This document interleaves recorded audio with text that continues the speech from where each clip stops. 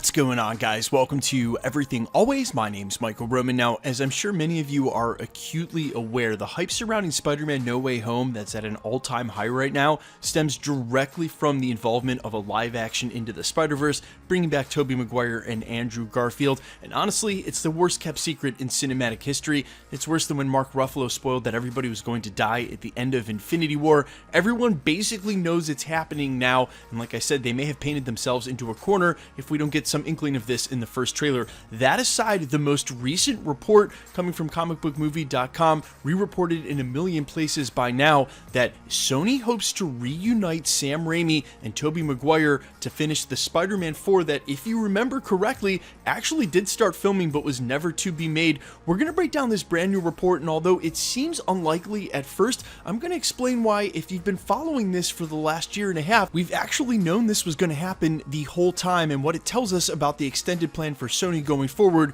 with the character IP of Spider-Man. We're going to break down everything about this brand new report saying that Sam Raimi could indeed unite with Tobey Maguire, direct and be a part of a Spider-Man 4, finishing another movie in that trilogy. But first, if you could grab the subscribe button, we're still giving away a PlayStation 5 now at 900,000 subscribers. We just announced the 800K winner last week. We're also giving away Disney Plus subscriptions every Friday while the shows are live. A new winner will be announced tomorrow. If you want to be entered to win, all you have to do, hit that subscribe button, then leave a comment down below, and if you want, stick around at the end of the video. We'll get into all the giveaway stuff again there. So not that any of you need refreshers at this point, but in case you do, you have to remember that Sony themselves, on the Latin American YouTube channel that is officially Sony's, leaked out a Spider-Verse trailer back in December, and then went channel by channel, channels like mine, copyright striking it and removing it from the internet. Well, you can't do that, because then as soon as you do, you let everybody know it's real. Either way, there's been a ton of news about Tobey Maguire and Andrew Garfield, new confirmation seemingly every day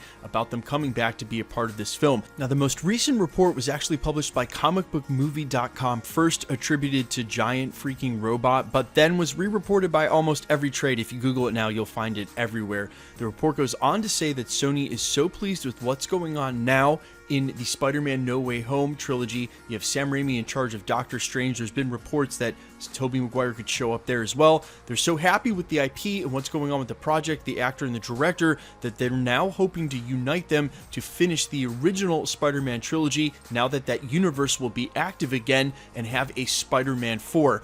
Now, some of you may remember that that film was a full go right up until like the first couple of days of shooting, and then they actually pulled the plug and decided they were going to reboot. There were a lot of reasons reported from that, but whatever really happened left a bad taste in the mouth of Tobey Maguire and Sam Raimi, seemingly, but that's all kind of gone away now. And as I've mentioned in the past, this applies directly to Robert Downey Jr. in the role of Iron Man, or like a football player right at the end of the season. The way they feel about leaving a role after they've done it for a long time is a lot different after you've had some time off. And in the case of the original Spider-Man trilogy, well, we're just a year shy of 2 decades since the first film. Speaking of which, it sounds crazy that Sony would even bother hiring Tobey Maguire and Sam Raimi back to try to even do a 4th film this late after the original trilogy and since the MCU has taken flight. But this is where you have to give credit where credit's due. We reported all the way back in January of 2020, shortly after the re-deal between Sony and Disney was signed to retain Tom Holland in the MCU, when we all thought he was leaving there for a month,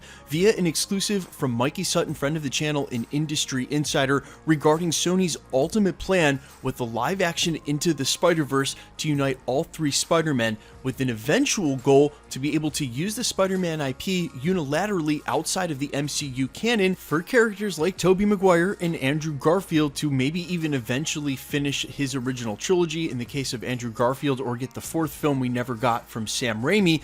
Then all of a sudden Sam Raimi's hired to do Doctor Strange in the Multiverse of Madness. We hear that the 3rd No Way Home installment is going to be tied to Multiverse of Madness. Then we hear that it's a live-action Spider-Verse, and here we are literally 14 months later, and that original report we gave you back in January of last year has seemingly come to complete fruition.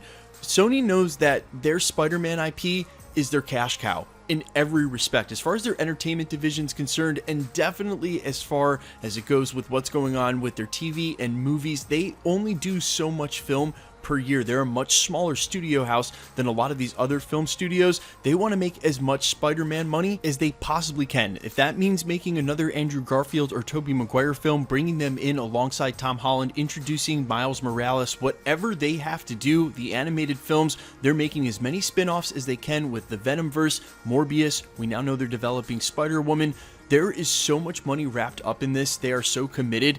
That was part of the crux of the deal. That's why it almost didn't work out. They need the personal sovereignty to be able to do what they want to do with an actual Spider-Man. You can only get away with making Morbius, Venom, Spider-Woman, and other Spider-Man associated movies for so long without actually having a Spider-Man. And once they connect them the way that they're planning to do in No Way Home, and then introducing it very similar to the way that the animated universe works, where it's all connected, it's all one universe, well, then they can do whatever they want, including having Tobey Maguire crossover with Tom Hardy's Venom, if that's what they choose to do. And before you take to the comments to say that doesn't make any sense, there was already Topher Grace Venom, and why would they choose to do that? Yeah, well, why don't we go ahead and revisit that original Morbius trailer that was released, and when we finally got a first inkling of Spider-Man in this Venom Morbius verse, it was none other than the Sam Raimi costume Spider-Man that we saw. We didn't understand it then, but maybe this was the eventual plan, that if they couldn't get Tom Holland clearly in their Venom verse,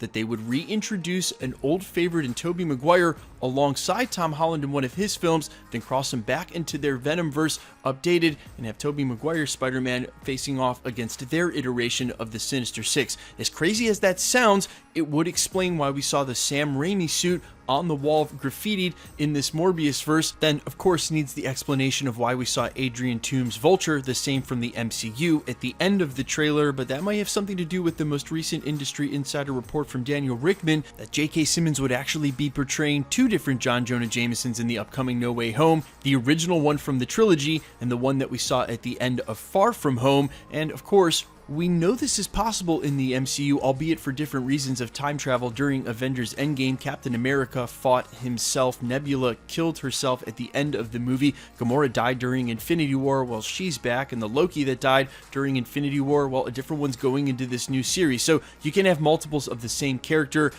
Wait for it, guys, here it comes. What a tangled web of mystery No Way Home has become, and I think I'm just going to leave it on that pun. We're just going to leave it right there. Quickly, let's get into the giveaway stuff before I let you go. We're still giving away a PlayStation 5 now at 900,000 subscribers. We just gave away a PlayStation 5 at 800,000 subscribers, announced that winner, threw in a 55-inch TV for the kid. He got them both this week. His mom emailed me and said he hasn't stopped playing the Miles Morales story mode. He actually messaged me on Instagram to let me know he had just finished it within the last couple of days. Guys, if you want to be entered to win any of the future prizes, the Disney Plus subscriptions, the next PlayStation, or any of the other prizes we announce, all the same rules will always apply. Hit that subscribe button, then leave a comment down below. Because it's truly random, the more videos you comment on, the better chance you have of winning. The best way to keep up with content here at the channel is to hit the notification bell, notifications turned on, and as always, if you enjoyed today's video, I'd appreciate it if you'd hit the like button. My name's Michael Roman. You can find me over on Instagram and Twitter at IamFires. You can find me on Spotify, YouTube, and all other music platforms with original music under the name All Fires. Thanks so much for checking out the channel, guys, and stick around. We'll be posting again real soon.